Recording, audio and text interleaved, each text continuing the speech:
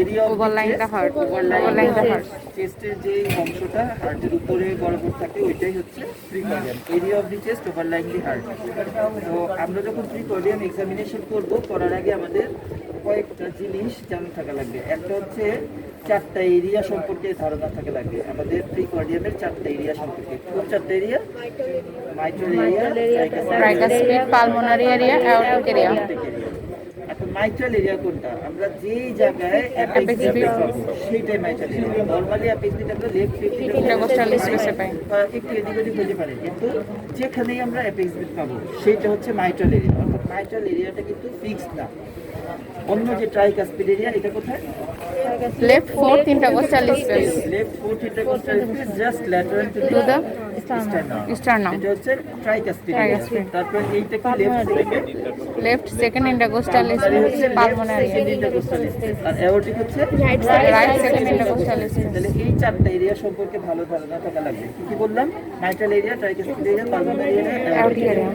এখন আমরা যখন ইন্সপেকশন করব, সবসময় যে কোনো রোগীকে ইন্সপেক্ট করার যে জায়গাটা আপনি ইন্সপেক্ট করবেন এটা এক্সপোজড হওয়া লাগবে। হ্যাঁ, আমি আর এখন ওই ইয়াতে যাচ্ছি না, শুধু শার্ট একটু শার্ট গেঞ্জিটাকে একটু উঠানো যাবে? আপনার কোনো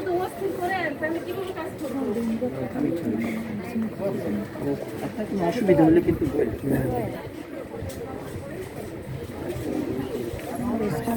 এমন কেন?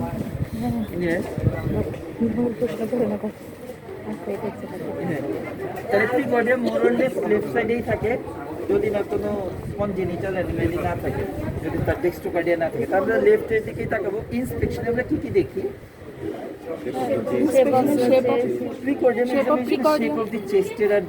Visible apex beat, visible pulsation, apical impulse আছে কিনা, ভিজিবল কোনো অ্যাপিক্যাল ইম্পালস বা ভিজিবল অ্যাপেক্স বিট আছে কিনা, এটা এক নাম্বার। দুই নাম্বার কি? ভিজিবল পালসেশন, অন্য কোনো ভিজিবল পালসেশন আছে কিনা। Very good.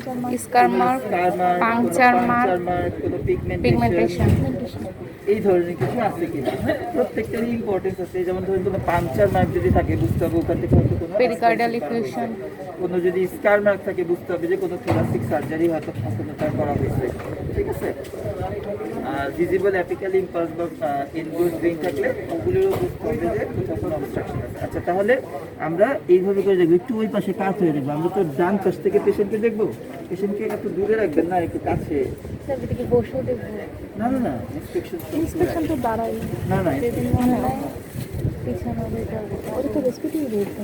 আচ্ছা, এইখানে কোনো রেসপিরেটরি রেট না, এখানে না। এখানে আমি শুধু কোনো রকম কিছু ইয়া আছে, মাল্টিপল হাইপোপিগমেন্টেড এরিয়া তার প্রিকর্ডিয়াল এরিয়াতে দেখা যাচ্ছে। এছাড়া কোনো ভিজিবল অ্যাপিক্যাল ইম্পালস নাই, কোনো পাংচার মার্ক, স্কার মার্ক নাই। There are multiple hypopigmented areas present on the precordium. বুঝতে পারছেন না ইন্সপেকশন ফাইন্ডিং? এরপর হচ্ছে পালপেশন। পালপেশনে আমরা কি কি কয়টা জিনিস দেখি? পালপেশন হচ্ছে স্যার অ্যাপিক্যাল দেখি, থ্রিল দেখি, ভেরি গুড। তারপরে left parasternal, palpable P2, epigastric pulsation. Very good. তাহলে পাঁচটা জিনিস দেখি পালপেশনে। একটা হচ্ছে অ্যাপেক্স বিট, আরেকটা হচ্ছে থ্রিল দেখি, palpable P2, left parasternal আর epigastric pulsation। আচ্ছা, প্রথমে apex beat. Apex beat is very important. হ্যাঁ, স্যাররা কিন্তু অ্যাপেক্স বিটের বেসিক নিয়ে কোশ্চেন করে। What is apex beat, apex beat কত প্রকার, এগুলির উদাহরণ, এগুলি জিজ্ঞেস করে। তো অ্যাপেক্স বিট কি? lowermost and outermost definite palpable cardiac impulse. This is the lowermost and outermost area of definite cardiac pulsation. Palpable না অত হতে পারে। Palpable কথাটা কিন্তু ডেফিনিশনে নাই। It is the outermost and lowermost area of definite cardiac pulsation. আচ্ছা, ঠিক আছে। তো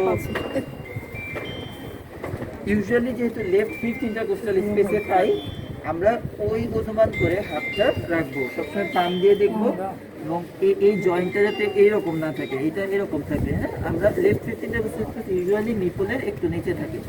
আমরা এইখানে যে স্পেস মোটামুটি ওই স্পেসে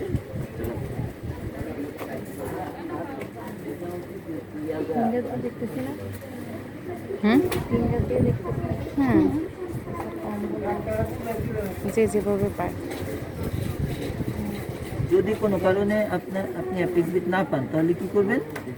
লেফট সাইডে ফোকাস ল্যাটারাল করে বা সেশনকে আমরা লেফট ল্যাটারাল করবো। আপনি একটু বাম দিকে কাত হন তো।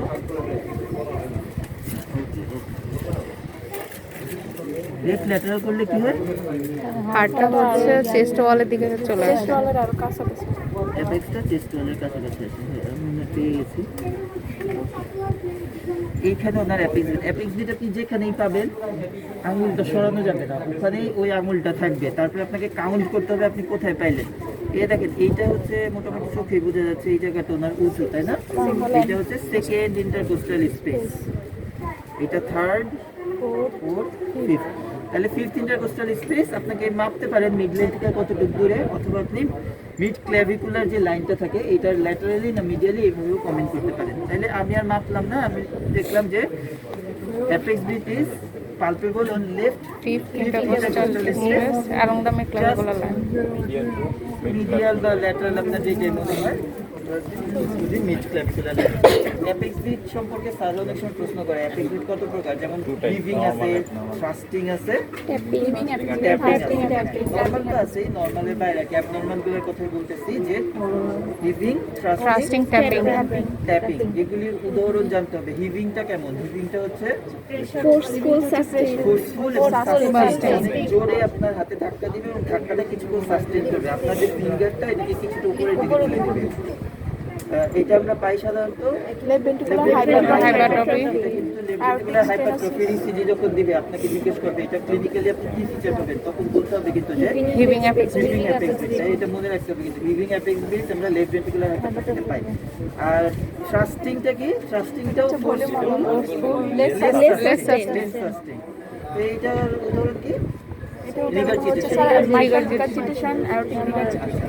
এগুলি হচ্ছে ধরুন। আর হচ্ছে ট্যাপিং, ট্যাপিংটা হচ্ছে জাস্ট ট্যাপ করবে, কোনো রকম Mitral stenosis. এটা হচ্ছে mitral stenosis। তাহলে অ্যাপেক্স বিট আমরা পেলাম, হ্যাঁ অ্যাপেক্স বিট যে জায়গাটা পেলাম ওইটাই কিন্তু আমাদের মাইট্রাল এরিয়া। এরপর কি দেখবো? Left parasternal heave. Left parasternal heave কিছুই না, জাস্ট লেফট মানে বামে, প্যারাস্টার্নাল মানে স্টার্নামের পাশে। এইভাবে করেও আপনি দেখতে পারেন, এভাবেও দেখতে পারেন। দুইটা পদ্ধতি স্যাররা ইয়ে করে, এইভাবেও দেখতে পারেন, এভাবেও দেখতে পারেন। আমরা এইভাবে শিখেছিলাম, এইভাবেই দেখেন। লেফট প্যারাস্টার্নাল হিপটা কি? এই হিভিং যে বললাম ওই হিভ, বুঝতে পারছেন? ফোর্সফুল সাস্টেইনড একটা ধাক্কা এখানে লাগে কিনা। কিসে পাই left parasternal heave? Right ventricular hypertrophy. এটা কিন্তু লেফট প্যারাস্টার্নাল হিপ পাই। এরপর আমরা কি দেখবো? পালপেবল পিটু। পালপেবল পিটুটা হচ্ছে পালমোনারি এরিয়াতে আমরা পাই। এই তিনটা আঙুল এইভাবে করে রাখতে পারেন, তিনটা আঙুল দিয়েও দেখতে পারেন, এইভাবে করেও দেখতে পারেন, ইচ্ছা আপনার। সেকেন্ড যে জায়গাটা পালমোনারি এরিয়া, পালমোনারি এরিয়া এই তিনটা আঙুল এইভাবে রাখবো, কোনো রকম ধাক্কা লাগে কিনা। যদি লাগে এটাকে বলে পালপেবল পিটু। কিসে পাই পালপেবল পিটু? পালমোনারি হাইপারটেনশনে পালপেবল পিটু পাই, পালমোনারি হাইপারটেনশনে পালপেবল পিটু পাই। এরপর হচ্ছে থ্রিল। থ্রিলটা আর কিছুই না, মারমার যখন আমরা পালপেট করতে পারি, পালপেবল মারমার ইজ কল্ড থ্রিল। আমরা মারমারগুলা ওই চারটা এরিয়াতে সাধারণত শুনি এবং যে দেখি যে কোনো সময় মারমার দেখার সময় আমরা যেহেতু ক্যারোটিড আর্টারিটা আমাদের লেফট থামটা রাখতে হয়, এটা দিয়ে আমরা বুঝতে পারি যে এটা কি সিস্টোলিক নাকি ডায়াস্টোলিক। যদি এখানে যখন মারমার পাবো তার সাথে যদি পালসটা কোইনসাইড করে, মিলে যায়, ওইটা হচ্ছে সিস্টোলিক। না মিললে ডায়াস্টোলিক। থ্রিলটা ওইভাবেই দেখবো, শুধু এখানে স্টেথোস্কোপ ব্যবহার করবো না, হাত দিয়ে আমি কোনো ধাক্কা পাই না কিনা দেখবো। তাহলে থ্রিল দেখার সময় কিন্তু আপনার হাত ক্যারোটিডে চলে যাবে আঙুল, হ্যাঁ। তারপরে এই চারটা এরিয়া যেখানে মাইট্রাল এরিয়া পাইছিলাম ওখানে এইভাবে হাত রাখবো, কোনো রকম থ্রিল মানে ধাক্কা পাই কিনা, মারমারের পালপেবল মারমার পাই কিনা। ট্রাইক্যাসপিড এরিয়াতে রাখবো, পালমোনারি এরিয়ায় রাখবো, আর অ্যাওর্টিক এরিয়ায় রাখবো, ঠিক আছে। কিছুক্ষণ করে শুনতে হবে যে কোনো রকম ধাক্কা, কোনো রকম অ্যাবনর্মাল কোনো ফিলিং আপনি হাতে পান কিনা। তারপর হচ্ছে এপিগ্যাস্ট্রিক পালসেশনের সময় শুধু এপিগ্যাস্ট্রিক জেনে এইভাবে হাঁটতে হবে, কোনো রকম পালসেশন পান কিনা। তাহলে পালপেশনে এই পাঁচটা জিনিস দেখি। প্রথমে অ্যাপেক্স বিট দেখলাম, তারপর আমি Left parasternal, শুধু ক্যারোটিড আর্টারিতে হাত রেখে থ্রিল দেখার সময় শুধু ক্যারোটিড আর্টারিতে হাত রাখি। পালপেশন শেষ, পারকাশন করে আমরা দেখতে চাই যে এরিয়া অফ কার্ডিয়াক ডালনেসটা কেমন। তবে পরীক্ষায় পারকাশন স্যাররা না করলে কোনো কিছু মনে করে না, পারকাশন করা লাগবে না। হ্যাঁ, এরিয়া অফ কার্ডিয়াক ডালনেস জিনিসটা কি? আমাদের তো হার্টের ভিতরে সবসময় ব্লাড থাকে, তাই না? তো ওইটার উপর সাউন্ড পারকাস করলে ডাল সাউন্ড পাবেন, তাই না? আর এই পাশগুলো দিয়ে কি লাংসে তো আপনি এরিয়া অফ কার্ডিয়াক ডালনেস আর কিছুই না, আমরা বিভিন্ন পাশ থেকে পারকাস করে এইদিকে আসবো, প্রিকর্ডিয়ামের দিকে আসবো, যেখানে ডাল পাবো ওইভাবে করে হার্টের একটা প্রিকর্ডিয়ামের এরিয়াটা আমরা চিহ্নিত করতে পারবো। আবার এই পাশ থেকে যাবো,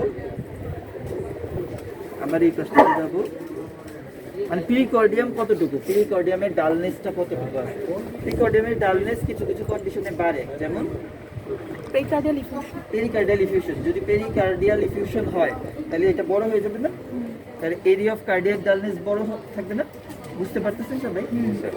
আবার কিছু কিছু কন্ডিশনে কমতে পারে, যেমন কি এমফাইসেমাতে কি হয়, লাংস বড় হয়ে যায়, ইয়াটাকে টিউবুলার হার্ট শুরু করে ফেলে, তাহলে হার্টের পেরিকার্ডিয়ামটা ছোট হয়ে যাচ্ছে না। সবাই কি বুঝতে পারছেন না? বুঝতে পারেননি? মানে ওখানে তো স্যার লাংসের জন্য হচ্ছে কার্ডিয়াক ডালনেস। হ্যাঁ, কারণ লাংস তো চলে আসছে, লাংস ভর্তি বাতাস এমফাইসেমাতে, তো এটাতে তো ডালনেস পাবেন আপনি খুব অল্প জায়গায়। যাই হোক, এরিয়া অফ কার্ডিয়াক ডালনেস এটা পারকাশন, এটা আপনার করা লাগবে না পরীক্ষায়। আপনি ইন্সপেকশন পালপেশন করে সরাসরি অসকালটেশন করে যাবেন। এখন অসকালটেশনের আমরা কি কি শুনি? Heart sound, first and second heart sound, added sound, murmur. প্রথমত হার্ট সাউন্ডগুলো শুনি, ইউজুয়ালি ফার্স্ট এবং সেকেন্ড হার্ট সাউন্ড। তারপরে কোনো অ্যাডেড সাউন্ড আছে কিনা, আর মারমার স্টেপ দেন আমাকে।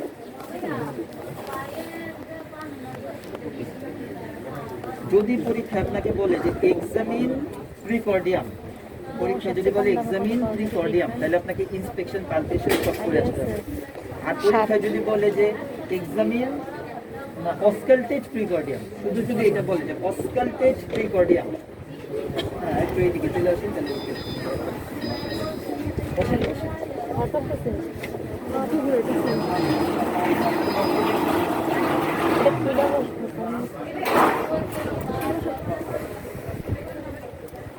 আচ্ছা, পরীক্ষা যদি আপনাকে বলে এক্সামিন প্রিকর্ডিয়াম, তাহলে কিন্তু আপনি ইন্সপেকশন পালপেশন অসকালটেশন সবই করতে হবে।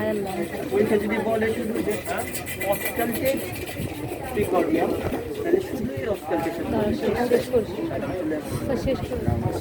অসকালটেড প্রিকর্ডিয়াম বললে শুধু অসকালটেড করবেন, কিন্তু অসকালটেড করার আগে আপনাকে অ্যাপেক্স বিটটা একটু বের করে নিতে হবে। হ্যাঁ, কারণ আপনার মাইট্রাল এরিয়া কোথায় আপনি জানেন না, তাহলে আপনাকে বলতে হবে যে স্যার আমি একটু অ্যাপেক্স বিটটা দেখে নিতে চাই। তখন আপনি অ্যাপেক্স বিট ওই নিয়মে আগের নিয়মে দেখলেন, দেখে এখানে প্রেসার দেখবেন। এখন আপনি অসকালটেড করবেন।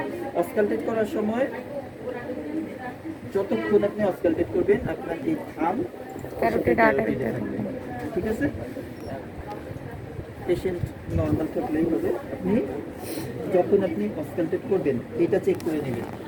আমরা শুধু এই অংশটা ব্যবহার করবো মাইট্রাল স্টেনোসিসের মারমার ব্যবহার, আর বাকি সব সময় আমরা এটা ডায়াফ্রাম ইউজ করব, ঠিক আছে? আমি চেক করে নিলাম যে হ্যাঁ ঠিক আছে।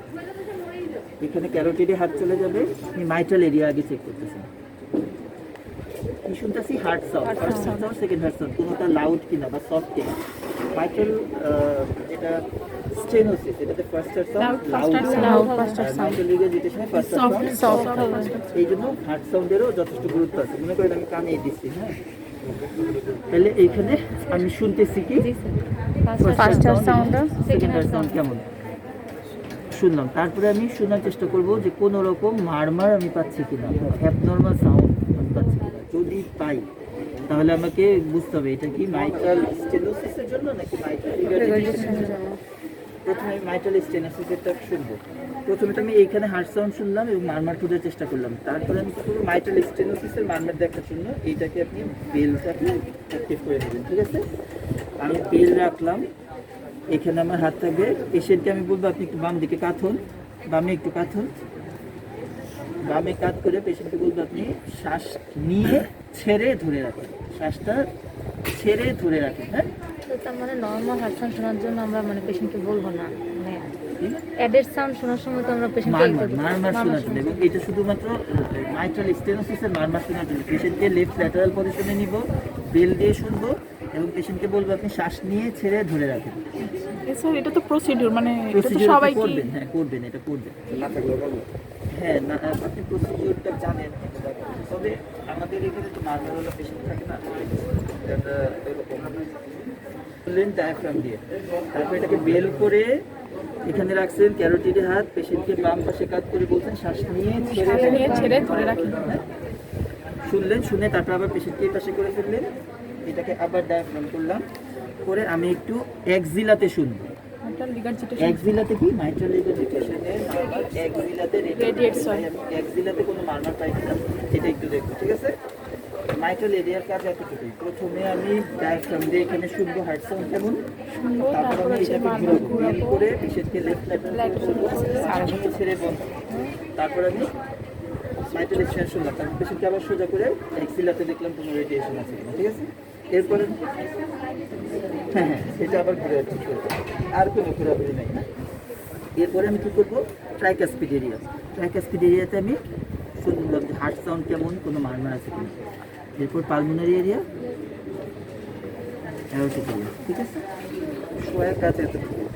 অ্যারটিক এরিয়া স্যার বর্ষা করে না। হ্যাঁ করলাম, শোয়া কাজ এতটুকু। অন্য তিনটে এরিয়াতেই আমি শুনলাম যে হার্ট সাউন্ড কেমন, কোনো অ্যাডেড সাউন্ড মারমার আছে কিনা, ঠিক আছে? এরপর আমি বলবো আপনি একটু বসতে পারবেন, মারমার বসে ভালো শুনতে পাওয়া যায়, লিনিং ফরওয়ার্ড, হ্যাঁ এই জন্য আমরা বসাবো, বসালাম। তারপর আমি যেটা করবো, একটু সামনের দিকে ঝুঁকেন, আমার ক্যারোটিডে হাত থাকবে সবসময়, তারপর আমি এই অ্যাওরটিক এরিয়াটা শুনবো।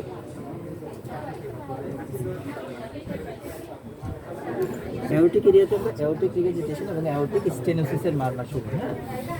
অ্যাওরটিক রিগারজিটেশনের মারমার আবার এইখানে লেফট থার্ড ফোর্থ স্পেসে ভালো শুনতে পাওয়া যায়, ঠিক আছে? এই জন্য আমরা এইখানে শুনে একটু থার্ড ফোর্থ স্পেসটা শুনবো যে অ্যাওরটিক রিগারজিটেশনের মারমার পাই কিনা। এইখানে যে অ্যাওরটিক রিগারজিটেশন মারমার এইখানে ভালো শুনতে পাওয়া যায়, ঠিক আছে? স্যার প্রথমে ওখানে দেখবো, দেন এইখানে দেখে নিয়ে তারপর একটু এখানে দেখবো, ঠিক আছে? পেশেন্ট কিন্তু লিনিং ফরওয়ার্ড বসে থাকবে, হ্যাঁ আমার আঙুল ক্যারোটিডে থাকবে। তারপর আমি একটু অ্যাওরটিক স্টেনোসিসের মারমার নেকে রেডিয়েট করে, নেকে এইভাবে একটু শুনবো, ওকে? তাহলে কি করলাম, বসানো অবস্থায় প্রথমে পেশেন্ট ঝুঁকে থাকবে, আমার হাত ক্যারোটিডে থাকলো, আমি অ্যাওরটিক এরিয়াটা শুনলাম, শুনে তারপরে আমি একটু লেফট থার্ড ফোর্থ স্পেসে শুনলাম অ্যাওরটিক রিগারজিটেশন মারমার, এখানে ভালো শুনতে পাওয়া যায়। তারপর আবার আমি নেকে চলে গেলাম, নেকে অ্যাওরটিক স্টেনোসিসের মারমার রেডিয়েট করে, ঠিক আছে? এটা হচ্ছে ক্যারোটিডের যেখানে বললাম ওখানে ক্যারোটিডে হাত থাকবে, ক্যারোটিডে হাত আর থাকবে, তুলসী কোথায় ক্যারোটিডে হাত থাকবে, আসতে তো ডায়াফ্রাম ডায়াফ্রাম দিই, সবই বাকি সবই ডায়াফ্রাম, ঠিক আছে? শেষ আমার। এরপর লাস্ট যেটা করতে হবে যে বেজ অফ দি লাং অসকালটেট করতে চাই, কেন ওখানে যদি ক্রিপিটেশন থাকে ফেলিওর আছে, একটু ব্যাক অফ দি চেস্টটা সেটা স্ক্যাপুলার নিচে, তার মানে দুইটা। সরি, মাইট্রাল স্টেনোসিস শুধু বলবো, আর কোথাও বলবো না পেশেন্ট কি করতে হবে। জি স্যার সরি ইন্সপেকশন, পালপেশন সবই করতে হবে, অসকালটেশন। আর যদি বলে অসকালটেশন করবেন তাহলে আপনি আগে অ্যাপেক্স ব্রিথটা বের করবেন, কারণ এটা দিয়ে আপনি মাইট্রাল এরিয়াটা বুঝতে পারলেন, তারপরে আপনি শুধু প্রিকার্ডিয়ামটা অসকালটেট করবেন, ঠিক আছে? শোয়ানো অবস্থায় আপনি মূলত মাইট্রাল এরিয়াটাই ভালো করে দেখতে হয়। মাইট্রাল স্টেনোসিসের মারমার আপনি বেল দিয়ে দেখবেন, পেশেন্টকে লেফট ল্যাটারাল পজিশনে নিয়ে ব্রেথ হোল্ড অন এক্সপাইরেশন, ঠিক আছে?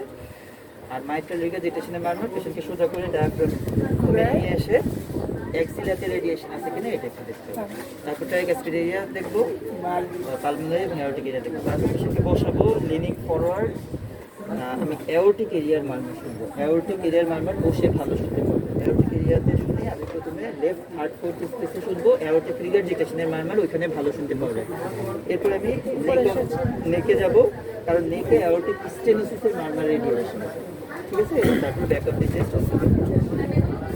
প্রতিটা সময় অস্কালটেশনের প্রত্যেকটা সময় আপনার লেফট থার্মটা পেশেন্টের ক্যারোটিডে থাকবে, এটা একটু মনে রাখবেন, হ্যাঁ?